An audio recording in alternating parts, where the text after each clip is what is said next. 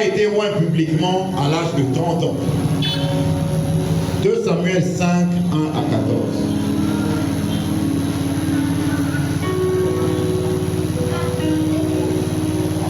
Toutes les tribus d'Israël vinrent auprès de David à Hébron et dirent: voici, nous sommes tes os et ta chair.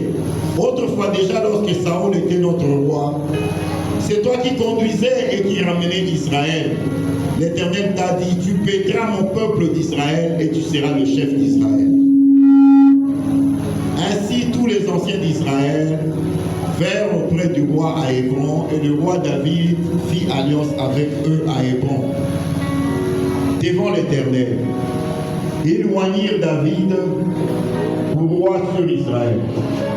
David était âgé de 30 ans lorsqu'il devint roi, et il régna 40 ans.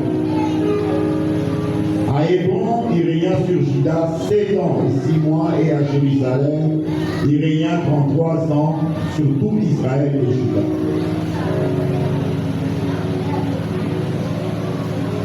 Le roi marcha avec ses gens sur Jérusalem contre les Jébusiens, habitants du pays.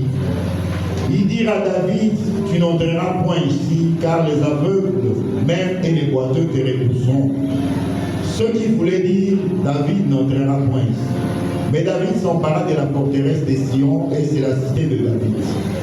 David avait dit en ces jours: quiconque battra les Jébusiens et atteindra le canal, quiconque frappera ces boiteux et les aveugles qui sont les ennemis de David. C'est pourquoi l'on dit: l'aveugle et les boiteux n'entreront point dans la maison. David s'établit dans la forteresse qu'il appela cité de David. Il fit de tous côtés des constructions et dehors et en dedans de l'île. David devenait de plus en plus grand, et l'Éternel, le Dieu des armées, était avec lui. Hiram, roi de Tyr, envoya des messagers à David, et du bois de cèdre et des charpentiers et des tailleurs de pierre qui bâtirent une maison pour David. David reconnut que l'Éternel l'affermissait comme roi d'Israël et qu'il élevait son royaume à cause de son peuple d'Israël.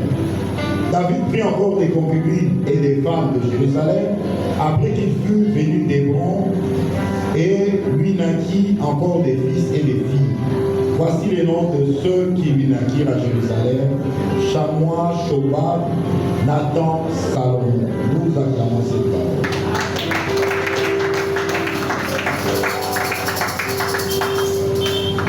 Bien-aimé, en conclusion, un homme qui glorifie qui est brisé glorifie Christ dans toutes circonstances.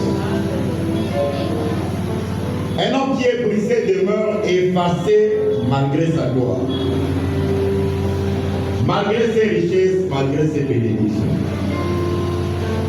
Un homme qui est brisé est patient et doux. Il est passé par des chemins difficiles pour être amené à la gloire. Un homme qui est brisé est obéissant. L'obéissance amène des bénédictions.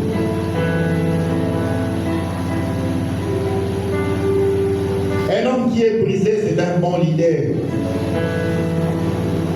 C'est un bon fils à son père et à sa mère. Sois un excellent serviteur dans le champ du Seigneur. Que l'Éternel Dieu vous bénisse abondamment.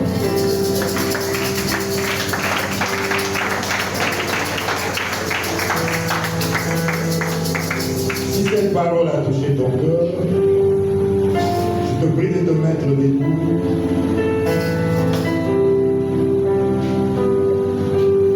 Et j'invite le premier berger à venir nous conduire dans la prière d'intercession. Que le Seigneur vous bénisse.